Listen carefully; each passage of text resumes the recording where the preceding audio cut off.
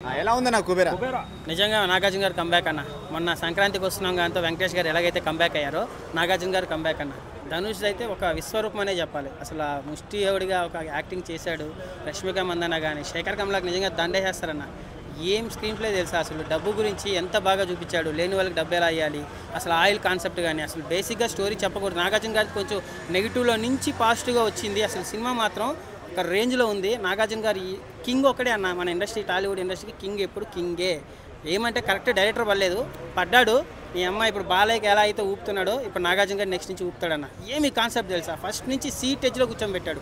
Last వరకు అసలు ఎక్కడ ఒక్క షాట్ కూడా అమ్మ పరిగెత్తా ఉంది సినిమా. ధనుష్ యాక్టింగ్ కానీ, రష్మిక యాక్టింగ్ కానీ, శేఖర్ కమల స్క్రీన్ ప్లే కానీ, అమ్మ నాగార్జున గారు అసలు ఏమన్నా ఏజ్కి తగ్గ క్యారెక్టర్ చేశాడు. నాగార్జున గారిని ఎలాగైతే చూడాలనుకుంటున్నామో అలా చూపించాడన్న. ఎప్పటికైనా చెప్తున్నా, కింగే.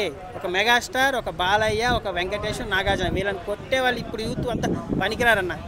నిజంగా స్క్రీన్ ప్లే మాత్రం సూపర్. ఈ సినిమాతో మళ్ళా సంక్రాంతికి వస్తున్నాం రీజనబుల్ సినిమా రికార్డ్ని నాగార్జున గారు బ్రేక్ చేస్తారు. పక్కా 400 కోట్లు.